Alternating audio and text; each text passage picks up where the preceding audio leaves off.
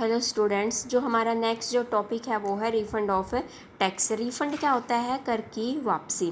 तो इसमें क्या होगा, अगर कोई करदाता है जितना उसका टैक्स बनता था, अगर उससे अधिक राशि का क्या करता है वो भुगतान करता है, तो ऐसे जितना अमाउंट उसने एक्स्ट्रा गवर्नमेंट ट्रेजरी में जो डिपॉजिट करवाया है, तो उसके पास अधिकार होगा कि वो उसको क्या करेगा, वापस पाने का उसके पास अधिकार होगा। और इसी को क्या बोलते हैं? कर की वापसी। तो कर की जो वापसी है, रिफ़ंड है, वो कब कब बनता है? देखो,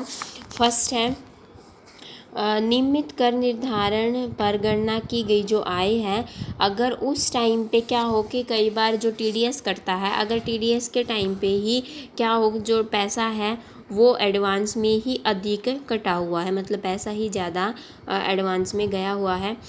जब मिला था पैसा उस टाइम पे ज़्यादा डिडक्शन हो गई थी। इसके बाद है जब भुगतान की गई जो अग्रिम कर की राशि है, या जब स्वयं कर निर्धारण किया जाता है, उस टाइम पे खुद कैलकुलेशन करता है जब एसएससी, तो उस टाइम पे जब एक्चुअल में असेसमेंट होती है, फिर कैलकुलेशन होती है एक्चुअल में, तो पता लगता है कि या तो एडवांस टैक्स की ज़्यादा पेमेंट कर रखी है, या फिर उसने खुद असेसमेंट की थी तो उसने खुद ज़्यादा जो अमाउंट है वो उसने एक्सेस कर लिया होगा। इसके बाद है कि किसी जो गलती है, त्रुटि के सुधारने पर है, कोई देय कर की राशि में कमी होने पर, अगर कोई गलती का सुधार किया जाता है और उसको सुधारने के बाद जो कर है वो क्या हो जाता है, कम हो जाता है, और ऑलरेडी जो पे किया हुआ था उससे अगर कम हो जाता है, तो जितना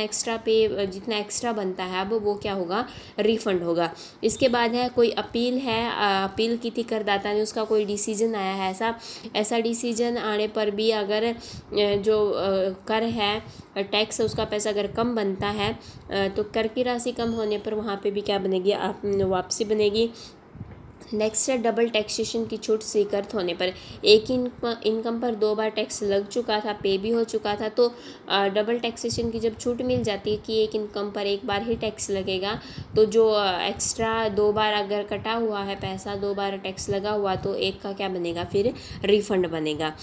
तो ये ऐसी सिचुएशन थी जब क्या बनता है कि करदाता का अगर अमाउंट ज़्यादा टैक्स का गया हुआ है, तो उसको गवर्नमेंट को क्या करना पड़ेगा, वापस करना पड़ेगा। तो वापसी मांगने के लिए कौन कौन से ऐसे व्यक्ति होंगे जो क्या हैं, अधिकृत हैं, जिनके पास अधिकार है। फर्स्ट है जैसे स्वयं करदाता है, जो स्वयं करदाता है वो ले सकता है वापसी, वो उसके पास अधिकार है, वो क्लेम कर सकता है इसके लिए। या जब कोई व्यक्ति, एक व्यक्ति की जो आय है उसमें दूसरे व्यक्ति की आय शामिल की जाती है, तो ऐसे संबंध में वापसी पाने का जो अधिकारी होगा वो क्या होगा, दूसरा व्यक्ति भी हो सकता है। या फिर अगर किसी की डेथ हो जाए, वो इंसॉल्वेंट हो जाए या अयोग्य हो जाए, और उसकी इनकम है, उसकी इनकम पे जो टैक्स कटा हुआ है वो एक्स्ट्रा है, या कोई भी रीज़न हो सकता है जिसकी वजह से रिफ़ंड बनता है, तो रिफ़ंड पाने का जो अधिकारी होगा यहाँ पे, उसका लीगल रिप्रेजेंटेटिव हो सकता है, उसका ट्रस्टी हो सकता है, संरक्षक हो सकता है, ऑफिशियल रिसीवर है वो उसकी डिमांड कर सकता है। इसके बाद जो नेक्स्ट पॉइंट है वो है जो कर की वापसी मांग की जाएगी, वापसी मांगने की जो कार्यविधि है वो क्या रहेगी। सेक्शन 239 में, सेक्शन 239 के अंतर्गत जो वापसी मांगने की कार्यविधि किस प्रकार होगी, वापसी की मांग सेक्शन 139 के प्रावधान है उसके अनुसार पहले क्या की हो, इनकम टैक्स फाइल रिटर्न की जा सकती है। जैसे इनकम टैक्स फाइल रिटर्न करते हैं, आय का रिटर्न दाखिल करते हैं, तो इस सेक्शन के अंतर ही जो वापसी की मांग है वो की जाएगी। इसके बाद है कुछ सिचुएशन होगी जिसके लिए करदाता है उसको प्रार्थना पत्र देने की आवश्यकता नहीं होगी, मतलब उसको ऐसी एप्लीकेशन देने की ज़रूरत नहीं है। जो सेक्शन 139 के प्रोविज़न के अकॉर्डिंग जो एप्लीकेशन देनी है, तो कई सिचुएशन ऐसी हैं जब करदाता को ऐसी एप्लीकेशन देने की ज़रूरत नहीं है। वो क्या है, अगर एडवांस टैक्स है या स्वयं कर निर्धारण पर है, अधिक राशि जमा उसने कर दी है। अपील अगर वो करता है, अपील का जो डिसीजन आता है, तो फिर असेसिंग ऑफिसर खुद उसको रिफ़ंड करेगा, या कोई मिस्टेक होती है, मिस्टेक डिपार्टमेंट की तरफ से होती है, तो उसके बाद उसकी जो वापसी बनती है, तो वो उस वापसी के लिए भी करदाता को एप्लीकेशन देने की ज़रूरत नहीं है। इसके बाद है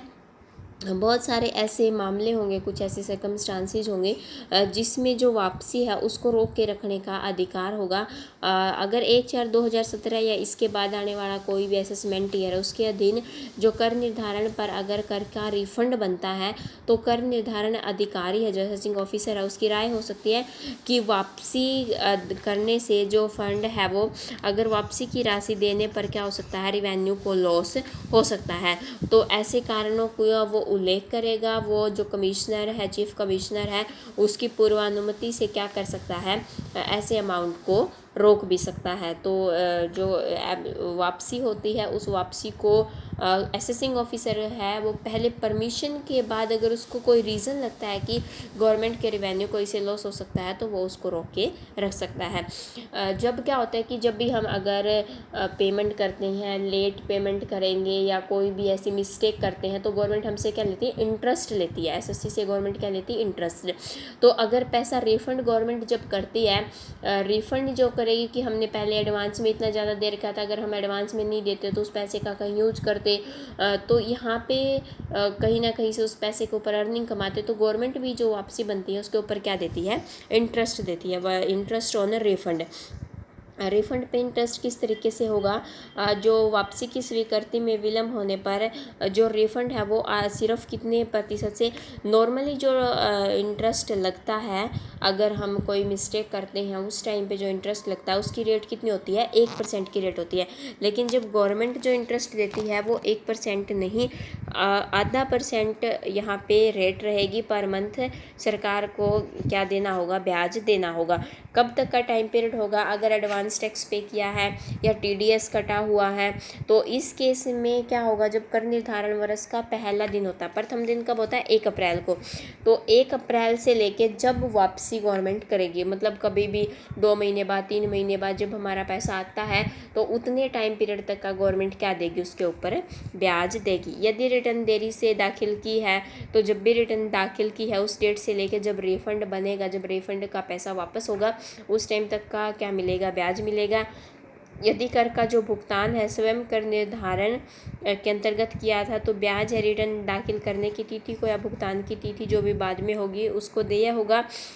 एक बात यहाँ पे ध्यान में रखनी है कि जो कर की राशि का आधिक्य है, मतलब जितना पैसा टैक्स का बनता था उससे ज़्यादा एक्स्ट्रा हमने कितना दिया हुआ है, वो अगर जो वापसी बनती है टैक्स का अमाउंट हमें देखना है और वापसी का पैसा हमें देखना कितना बनता है। जैसे हमने टैक्स दिया है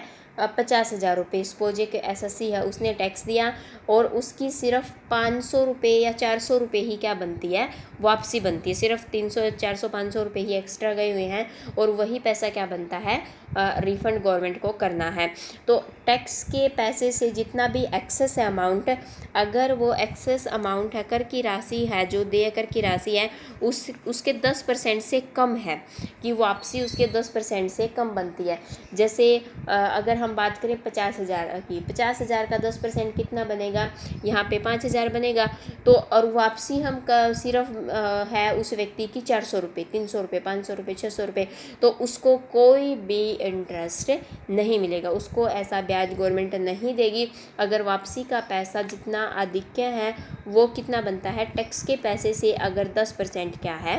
कम है, तो जो ब्याज है वो नहीं दिया जाएगा गवर्नमेंट की तरफ से। इसके बाद देखते हैं नेक्स्ट पॉइंट है, किसी अन्य दशा में अगर कोई पेनल्टी चुकाने की तिथि से जो वापसी स्वीकृत होने की डेट है उस अवधि तक का ब्याज मिलेगा। अगर जो वापसी बनती है, किसी कोई अपील की थी उसका डिसीजन आया था या पुनर्विचार के आदेश के कारण कोई वापसी बनती है, दोबारा से फ्रेश असेसमेंट की जाती है, तो यहाँ पे 0.5% से नहीं बल्कि जो ब्याज मिलेगा वो 3% की रेट से बनेगा। इससे जो नेक्स्ट पॉइंट है, ऐसा जो कर है, कर कटौती करता है जिसने कर का जो टीडीएस है, कर की जो कटौती है वो करके सेंट्रल गवर्नमेंट के खाते में जमा की है और उसकी कुछ वापसी बनती है तो वो जो ब्याज मिलेगा वो किस डेट से मिलेगा, उसने निर्धारित फार्म में वापसी का दावा किया है तथा ब्याज उस डेट तक का मिलेगा जब उसको वो पैसा ग्रांट किया जाता है। तो जो ब्याज की रेट रहेगी वो रहेगी यहाँ पे 0.5%। इसके बाद है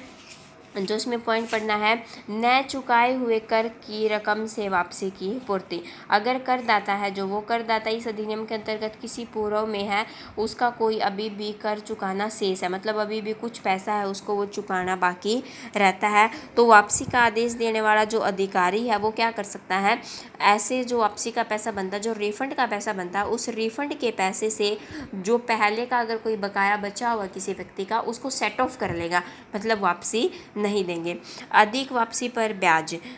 जो अधिक वापसी होगी जब आय के विवरण के आधार पर जो कर निर्धारण करके करदाता को कोई जो राशि है वापस कर दी जाती है, या फिर नियमित कर निर्धारण के आधार पर हम देखते हैं कि वापसी नहीं बनती थी, या फिर क्या हो सकता है कि ज़्यादा एक्सेस अमाउंट है जो वो देना पड़ेगा रिफंड के लिए या कम देना पड़ेगा, तो इसी तरीके से जो ब्याज है वो भी क्या हो जाएगा, घट और बढ़ जाएगा। भाई अगर पैसा बढ़ेगा तो जो ब्याज है वो बढ़ जाएगा, पैसा कम होगा तो ब्याज कम हो जाएगा। तो जो ब्याज है वो इस तरीके से जो अधिक वापसी अगर बनेगी तो जो ब्याज का पैसा है वो भी बढ़ जाएगा। तो ये जो था पॉइंट था ये इससे रिलेटेड था कि रिफ़ंड कब हो सकता है, किस सिचुएशन में हो सकता है, कौन पाने का अधिकारी होगा, और जब रिफ़ंड किया जाएगा तो गवर्नमेंट भी उसके ऊपर क्या देगी, इंटरेस्ट देगी। तो रिफ़ंड एक अलग पॉइंट है और रिकवरी था, जो मैंने रिकवरी करवाया था वो एक अलग पॉइंट है कि रिकवरी कब रिकवरी की जाती है, और सबसे जो इम्पोर्टेंट था रिकवरी में वो था मोड ऑफ रिकवरी की, रिकवरी करने के तरीके कौन कौन से हैं। तो ये इस चैप्टर में सिर्फ ये 2 ही पॉइंट हैं जो मैंने कवर करवा दिए।